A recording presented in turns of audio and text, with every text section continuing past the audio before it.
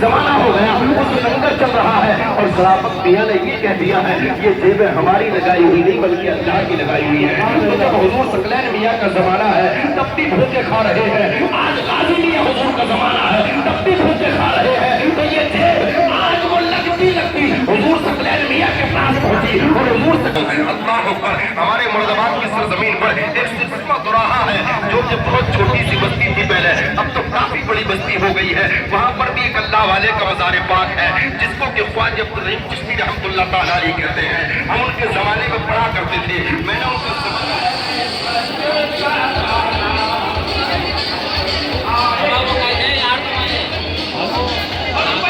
اپنی جیب کا بات کا دھیان رکھیں،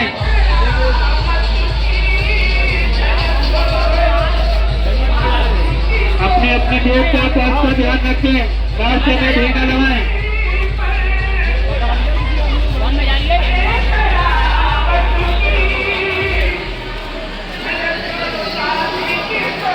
یہ ہمارے لیے غور کی بات ہے، اور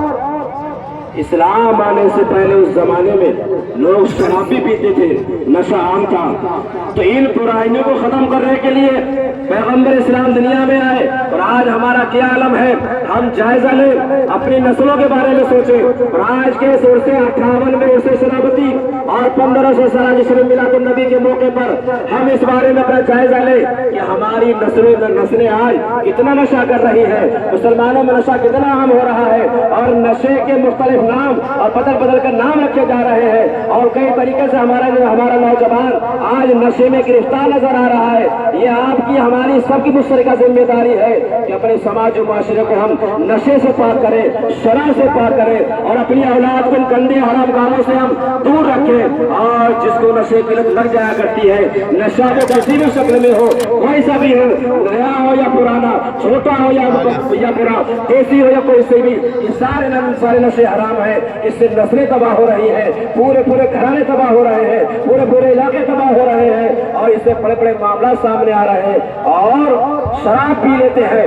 دوسرے نشے کر لیتے ہیں، پھر اپنی بیوی کو طلاق دے دیتے ہیں، اور اس کے بعد کہتے ہیں کہ نشہ ہو گیا تھا، مجھے معلوم نہیں تھا، مجھے ہوش نہیں تھا۔ تو مسلمانوں، آج کا پیغام ہمارے لیے یہ ہے کہ ہم کوشش کریں کہ بالخصوص ہماری اپنی اولاد، پھر ہمارا سماج، پھر ہمارے متعلقین، پھر ہمارے رشتے دار سب نشے سے پاک ہو جائے، کوئی نشہ نہ کرے، اور نشے کے خلاف ہم سب متحد ہو جائیں، تاکہ جو ہماری نوجوان نسلیں تباہ و برباد ہو رہی ہیں۔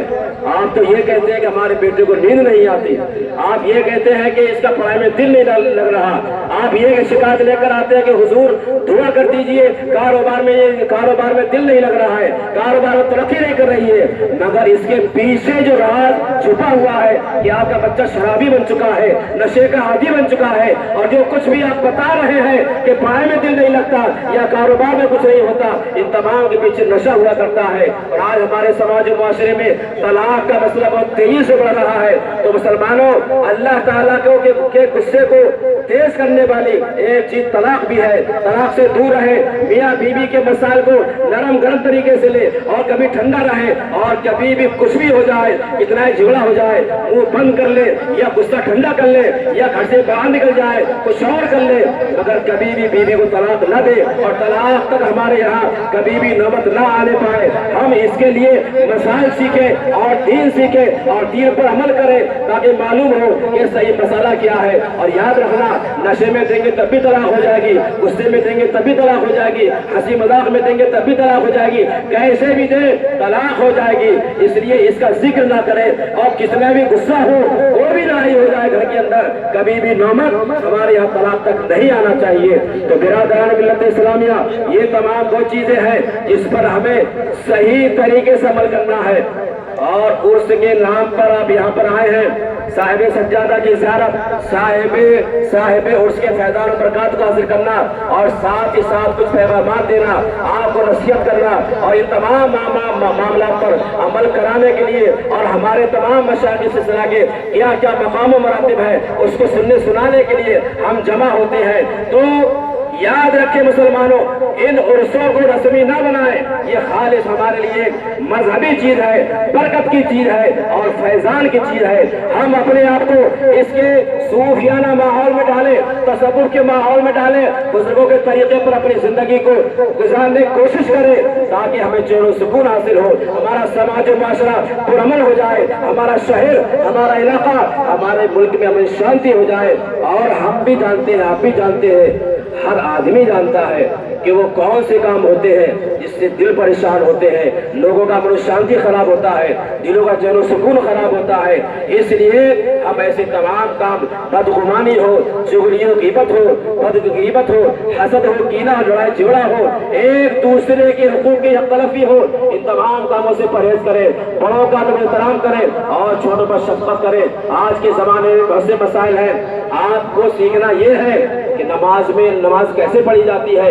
आपके ऊपर फर्ज ये है कि नमाज में मतलब फराइज कितने हैं, अरकान कितने हैं, शरात कितने हैं। नमाज याद करना की जिम्मेदारी आपकी है। कुरान पढ़ें, बच्चों को कुरान पढ़ाएं। और वो मसाइल जिनका इख्तियार आपको नहीं है, जिस चीज के आप अहिल नहीं है, उस तरफ आप कभी न जाएं। कुछ ऐसे मसाइल आज हमारी जमात के अंदर पैदा हो गए हैं कि बहुत से मस्जिदों के इमाम या आम उलमा भी उसके अहिल नहीं है, मगर आज हमारे यहाँ आम लोग उन मसाइल में उलझते नजर आते हैं। चाहे यजीद के कुफ्र और ईमान का मसला हो, या हजरत सैयदना अमीर मुआविया रज़ियल्लाहु तआला अन्हु का मामला हो, या हजरत मौला अली वाला वाक़या हो, दूसरे और मामला हो, इन मसाइल में बहस करना, इन मसाइल की तहकीक करना, इन मसाइल में पढ़ना, ये अवाम का काम नहीं है। आपका काम ये है, आपसे ये पूछा जाएगा कि नमाज पढ़ी थी या ना पढ़ी थी, नमाज याद थी या ये नहीं याद थी, बच्चों को दीनी तालीम दी या ना दी। और आपका ये काम नहीं है। आपको शरीयत ने या कानून ने या किसी ने आपको हक नहीं दिया है, अवाम का ये हक नहीं है, और बाज़ उलमा और बाज़ मस्जिदों के इमामों का हक नहीं है। इन मामलात में पढ़े, इसको छेड़े और इसको आगे बढ़ाए। लिहाजा इन मसाले अपनी जुबान बंद रखे, तमाम सहाबा किराम का तुम एहतराम करें, अहले बैत से मोहब्बत करें, और अहले बैत की मोहब्बत ये ईमान से है और ईमान की मजबूती के लिए है। मौला कायनात की मोहब्बत ये ईमान से है, और आपसे मोहब्बत करना ये मोमिन का काम है, ईमान का हिस्सा है। इसलिए मोहब्बत करें, सहाबा किराम की ताज़ीम भी करें। इन मसाइल में बहस ना करें, इन मसाइल में आप ना पढ़ें, इन मसाइल में आप इन मसाइल के नाम पर झगड़ा वगैरह बिल्कुल ना करें। और हमारे बुजुर्ग, और ये जो मसाइल हज़रत सैयदना अमीर मुआविया का मसला हो, सैयदना मौला कायनात अमीरुल मोमिनीन अली मुर्तज़ा करमल्लाहु वजहुल करीम का मसला हो, या इस तरीके के और जो मसाइल हैं, हमारे लिए कौल फैसल और हर्फ आखिर इमाम रब्बानी मुजद्दिद अल-फ़सानी है। इमाम रब्बानी मुजद्दिद अल-फ़सानी ने इस मौजू पर खूब लिखा है, खूब अच्छा लिखा है। आपका जो मौक़िफ़ है, जो मज़हब है, वो यही है कि तमाम सहाबा किराम की हम ताज़ीम भी करेंगे, उनका तो एहतराम भी करेंगे, अहले बैत से मोहब्बत करेंगे, और इख्तिलाफ़ी मसाइल को हवा नहीं देंगे, बहस मुबाहिसा नहीं करेंगे। ये सही है, वो गलत है, ये अच्छा है, वो बुरा है, ये छोटा है, वो बड़ा है, इसने ये क्या वो किया। इन मसाइल में हमें